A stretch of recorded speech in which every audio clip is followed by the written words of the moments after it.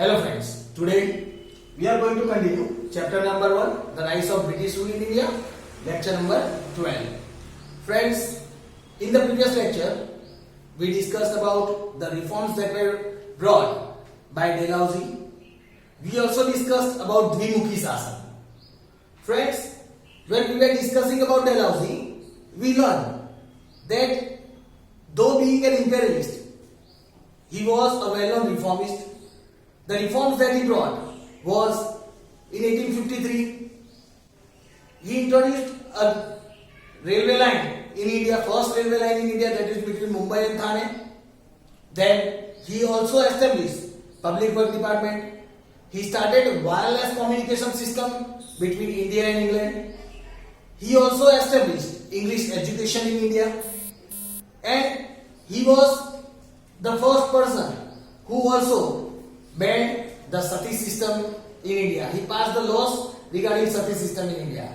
He also brought the laws regarding the widow remarriages. Friends, these were the reforms that were brought by Dalhousie. Then we discussed about Dvimukhi Shasan, in which the rule of Bengal, Bihar and Orissa was done by two heads, that were two rulers. Like the power to administer the people was with the Nawab of the Bengal, and the power to collect revenue was with the company, British East India Company. So that was Dvimukhi Shasan. Friends, today the topic that we are going to cover, that is the economic impact of British rule in India.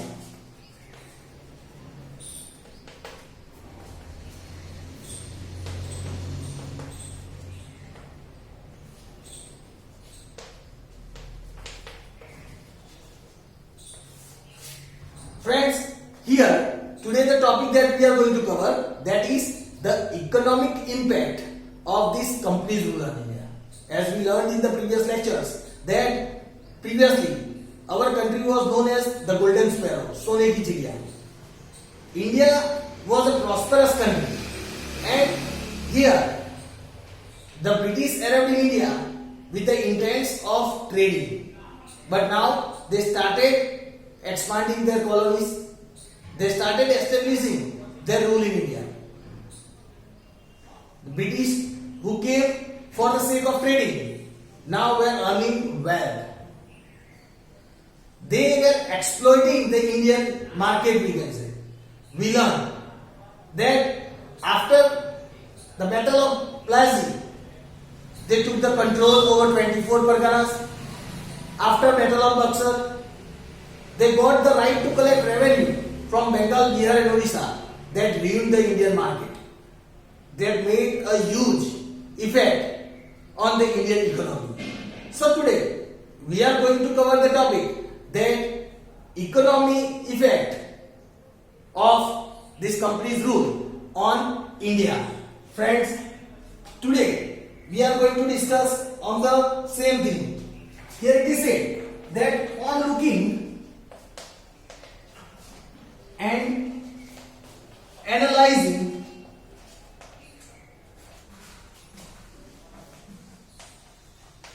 hundred years of company's rule, we can say that they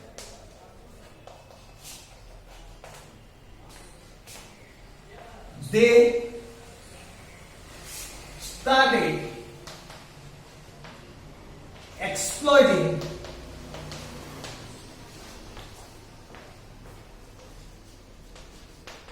Indian market. Here we said, on looking and analyzing 100 years of company's rule, we can say that they started exploiting Indian market. Before their arrival,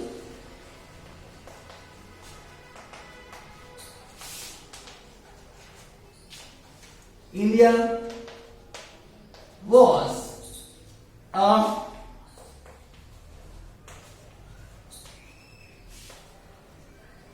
prosperous country. Friend, here we say that before this company's rule, India was considered as the prosperous and one of the richest country in the world. Here it is said, during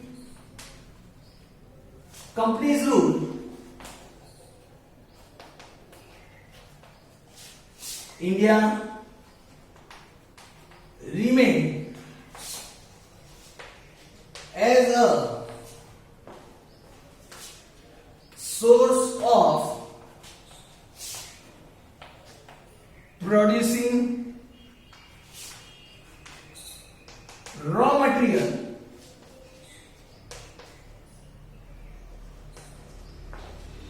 for the British industries.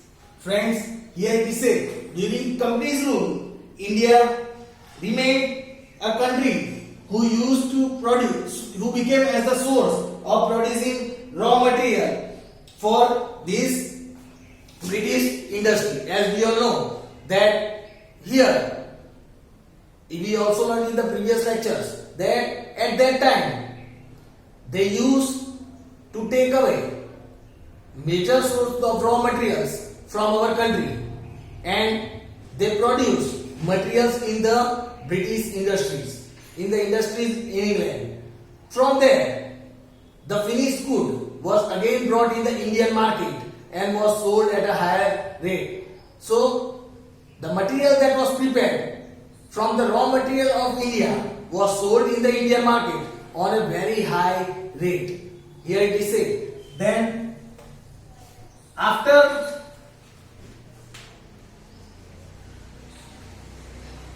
the Battle of Buxar,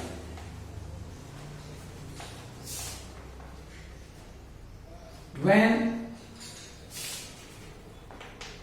Dvimukhi Shasan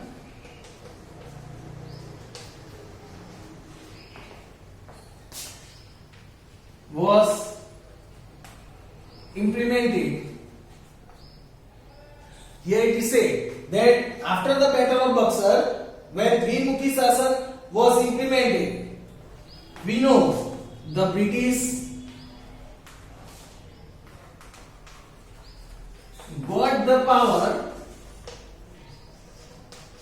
to collect revenue without any responsibility.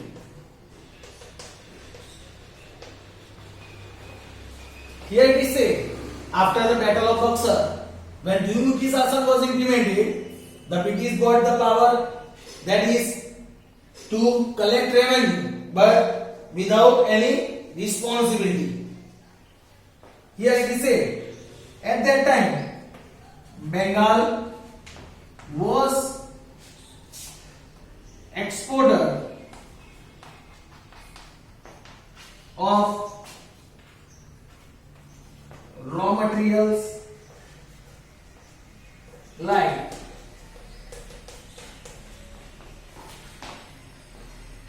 here it is said, Bengal was the exporters of raw materials like silk, sugar, jute, muslin, etc.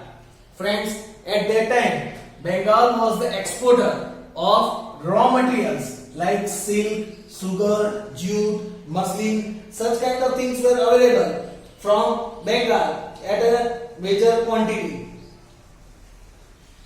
Here it is said, but after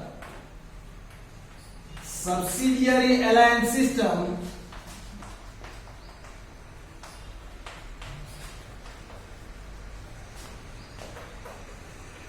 Bengal was ruined economically. Here it is said that after subsidiary alliance system, Bengal was ruined economically. Friends, as we discussed, here it is said that economy was the major concept Economy was the major concept that was for the Britishers, that to take the raw materials from India and then to make the finished product in England and sell into the Indian market. Here it is said, if we analyze before 100 years of the company's rule, India was one of the richest and the prosperous country. But after subsidiary alliance system and Dvimukhi Shasan, Bengal was a great exporter of Indian products that was very much in demand in the European market. At that time, it was mostly exported from Bengal, like silk, muslin, sugar, muslin, such kind of things were exported from Bengal. But after Dvimukhi Shasan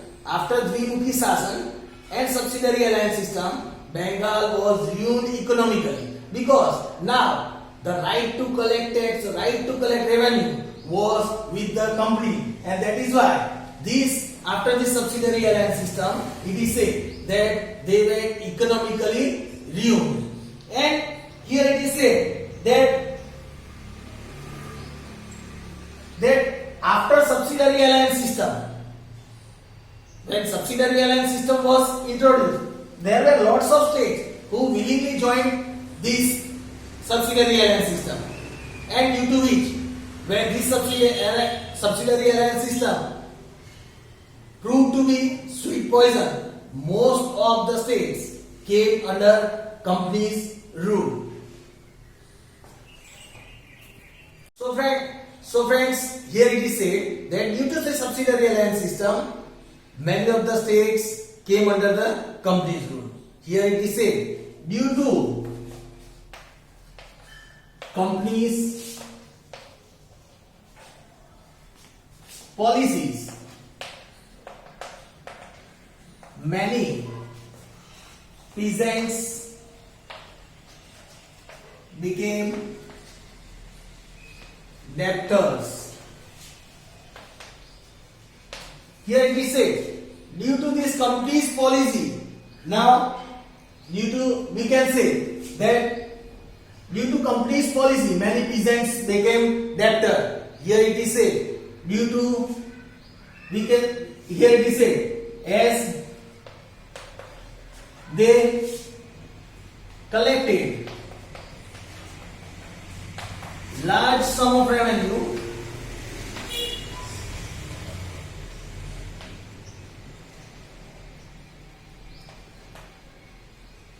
these affected the peasants. Here it is said that the unfair revenue collection policy, we can say the unfair revenue policy, or we can say they collected large sum of revenue and this affected the peasants. This made the peasants debtor. Debtor means they went into the debt. They had to pay a large sum of money to the company. So due to this company's policy, many of them they became debtors. And here it is said, they also ruined Indian industry due to their rigid and unfair practices. Here it is said, they also ruined Indian industries due to their rigid and unfair practices. Due to their unfair practices, they ruined these Indian industries as well. Friends, here it is said, Indian industries, they were ruined economically by these rigid and unfair practices of this company's rule. Here it is said, the Indian industries collapsed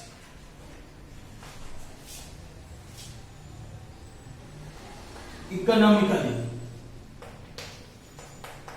Here it is said the Indian industries collapsed economically.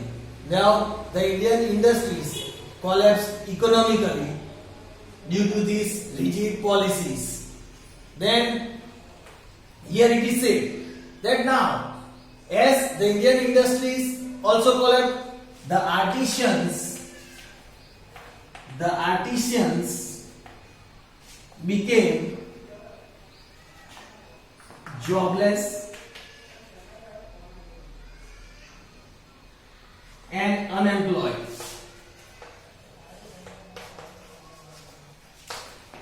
The artisans became jobless and unemployed, and here it is said these made them, due to which they became poor. Friends, the artisans became jobless and unemployed, due to which they became poor. Here it is said, the company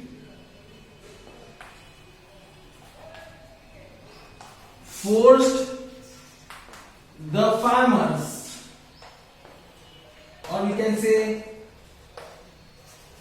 the peasants. The company forced the farmers or the peasants to sign contracts and provide certain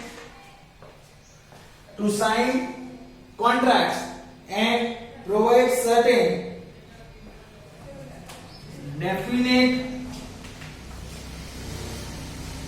quantity of clothes in a certain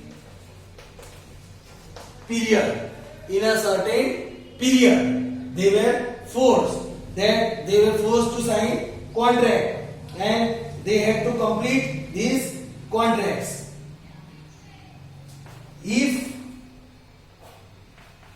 the weavers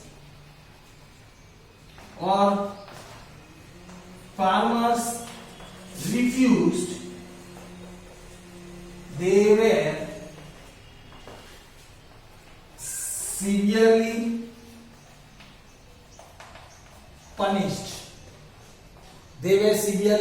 punished. If